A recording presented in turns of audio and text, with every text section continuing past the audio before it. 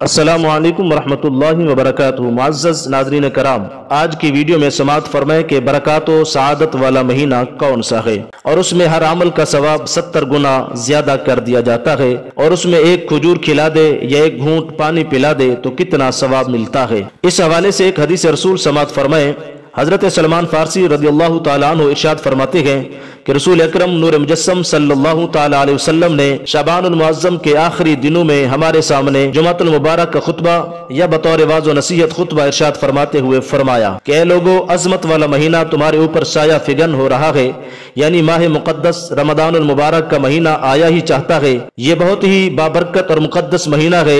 یہ وہ مہینہ ہے جس میں ایک ایسی رات بھی ہے جو 1000 مہینوں سے بہتر اور افضل ہے۔ اللہ رب العزت نے اس مہینے کے روزے مسلمانوں پر فرض کیے ہیں اور اس کی راتوں میں قیام یعنی عبادت خداوندی کرنا، جاگنا نفل قرار دیا ہے۔ جو بندہ اس مقدس مہینے میں نیکی کرے گا، یعنی کوئی نفل وغیرہ کے طریقے سے اور کوئی عمل کر کے بارگاہ خداوندی میں قرب حاصل کرنا چاہتا ہے، تو وہ شخص کی طرح ہوتا ہے جس نے رمضان المبارک کے علاوہ کسی اور مہینے میں فرض ادا کیا ہو۔ یعنی رمضان المبارک میں نفل اعمال کا ثواب رمضان المبارک کے علاوہ کسی دوسرے مہینوں میں فرض اعمال ادا کرنے کے برابر ثواب ملتا ہے۔ اور جس مسلمان نے رمضان المبارک کے مہینے میں بدنی یا مالی فرائض میں سے کوئی ایک فرض ادا کیا ہے تو وہ اس شخص کی طرح ہوتا ہے جس نے رمضان المبارک کے علاوہ کسی دوسرے مہینے میں 70 فرض ادا کیے ہوں۔ یعنی رمضان المبارک میں کسی ایک فرض کو ادا کرنا ایسا ہے جیسا کسی دوسرے مہینے میں 70 فرض ادا کیے ہوں، یعنی ہر عمل کو 70 گنا بڑھا دیا جاتا ہے۔ اور رمضان المبارک صبر کا مہینہ ہے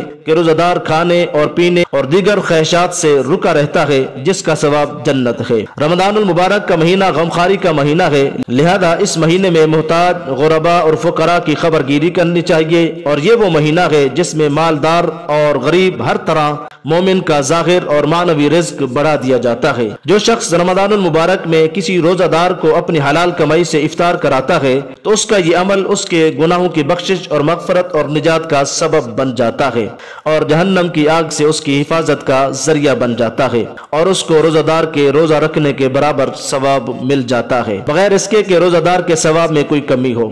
صحابہ کرام رضوان اللہ تعالی علیہم اجمعین نے عرض کیا کہ یا رسول اللہ صلی اللہ تعالی علیہ وسلم، ہم میں سے سب تو ایسے نہیں ہیں جو روزہ دار کی افطاری کا بہتر انتظام کرنے کی طاقت رکھتے ہوں۔ تو آپ صلی اللہ تعالی علیہ وسلم نے ارشاد فرمایا کہ یہ ثواب اللہ رب العزت اس بندے کو بھی عطا فرماتا ہے جو کسی روزہ دار کو ایک گھونٹ لسی کا پلا دے یا ایک کھجور کھلا دے یا پھر ایک گھونٹ پانی کا پلا دے۔ اور اگر کوئی بندہ کسی روزہ دار کو پیٹ بھر کر کھانا کھلائے تو اللہ رب العزت اس بندے کو میرے حوض یعنی حوض کوثر سے اس طرح سیراب کرے گا کہ وہ سیراب ہونے کے بعد کبھی پیاسا ہی نہیں ہوگا، یہاں تک کہ وہ جنت میں داخل ہو جائے گا۔